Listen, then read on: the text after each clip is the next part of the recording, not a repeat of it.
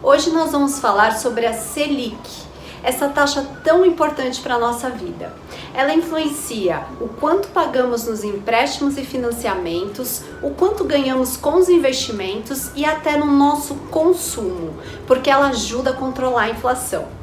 Mas para te explicar tudo isso, eu vou falar nesse vídeo o que é a Selic, como a Selic é definida e por que a Selic sobe, por que a Selic desce e, por fim, como que ela impacta no nosso dia a dia.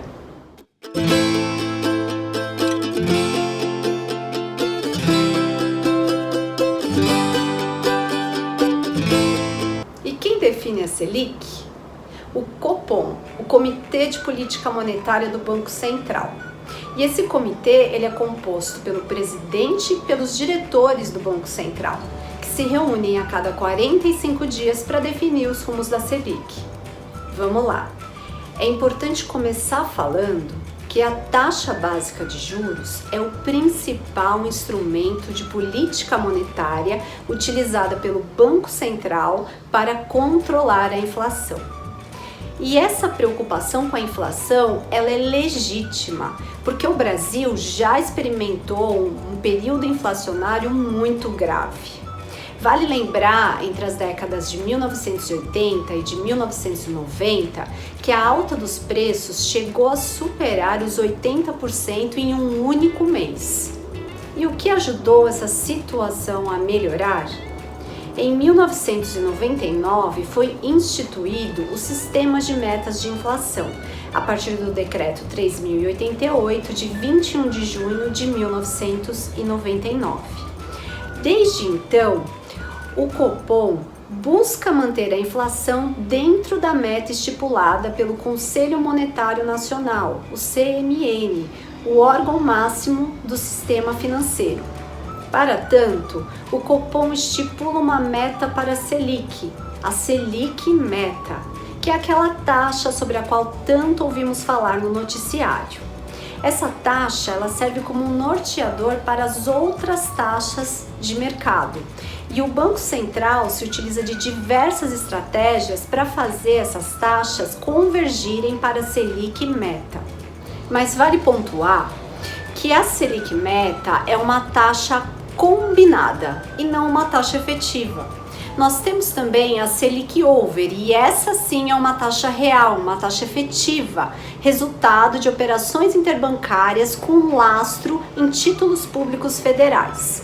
A Selic Meta e a Selic Over costumam ter os seus valores muito próximos. E quando esses valores começam a se distanciar, o Banco Central atua no mercado, a fim de fazer essas taxas se reaproximarem em seus valores. Essas operações ocorrem em um sistema também chamado de Selic, o Sistema Especial de Liquidação e Custódia. E esse processo, ele é bem mais complexo. Eu falei de uma forma bem simplificada, só para você saber que existe a Selic Meta, a Selic Over e o sistema Selic.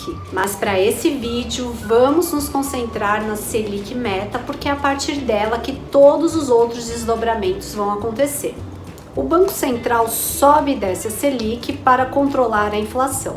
Isso nós já sabemos. Mas com base em que o Banco Central decide elevar ou diminuir a Selic?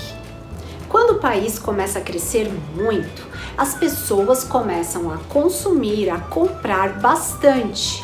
Isso leva as empresas a subirem os preços, porque a demanda por serviços e produtos se torna maior do que a capacidade de produção das empresas. Então o Banco Central sobe um pouquinho a taxa de juros para diminuir o consumo e ajustar a inflação à meta. E do contrário, quando a demanda está baixa, a inflação tende a cair e o Banco Central pode diminuir a taxa de juros a fim de estimular a atividade econômica. A ideia é que uma inflação baixa, estável e previsível ajuda a economia, o Brasil a crescer, porque as pessoas conseguem planejar melhor o futuro e as famílias não têm a sua renda corroída pela alta dos preços. E como na prática esse movimento de alta e de queda da Selic impacta no nosso dia a dia? Quando altera a meta para a taxa Selic, a rentabilidade dos títulos indexados a ela também se altera, como é o caso do Tesouro Selic. Lembra lá do nosso vídeo sobre Tesouro Direto? Se você ainda não assistiu, vale a pena, volta lá no canal e assiste. E o custo de captação do banco também se altera. Portanto, uma queda na Selic diminui o custo de captação do banco, que tende a emprestar a juros mais baratos para nós. Por outro lado, se a Selic sobe, os juros cobrados nos empréstimos, financiamentos, cheque especial, cartões de crédito ficam mais altos. Se você já comparou os juros dos empréstimos com a Selic, com certeza você já constatou que os juros dos empréstimos são sempre muito maiores. E a partir disso tudo surge uma pergunta muito comum: por que as taxas cobradas pelos bancos são tão diferentes da Selic? Sim, há uma diferença significativa entre as taxas dos bancos e a Selic, e a essa diferença damos o nome de spread bancário, que é definido como a diferença entre a taxa cobrada nos empréstimos e a taxa ofertada aos investidores. Simplificando o processo, funciona assim: o banco ele capta recurso das pessoas que estão investindo nos produtos de investimento do banco.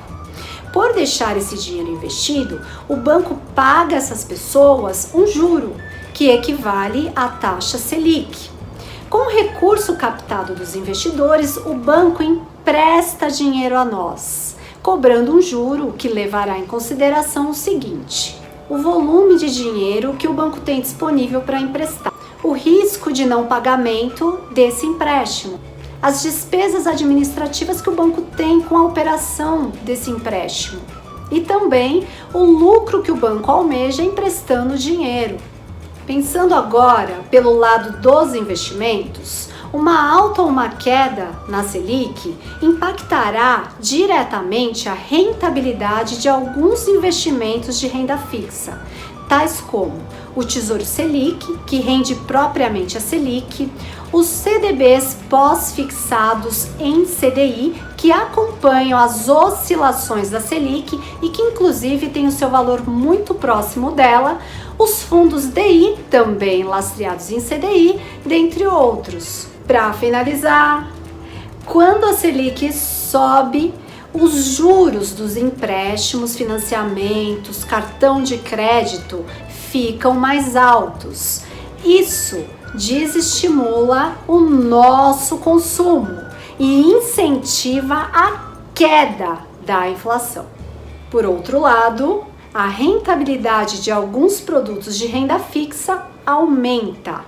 Quando a Selic cai, pegar dinheiro emprestado fica mais barato, porque os juros cobrados nessas operações ficam menores. Isso estimula o nosso consumo. Por outro lado, o ganho de alguns investimentos de renda fixa cai. E aí, você já acompanhava a Selic? Ainda não? Então, a partir de agora, você vai começar a acompanhar, né? Porque a Selic não é coisa só de economista, é de todos nós.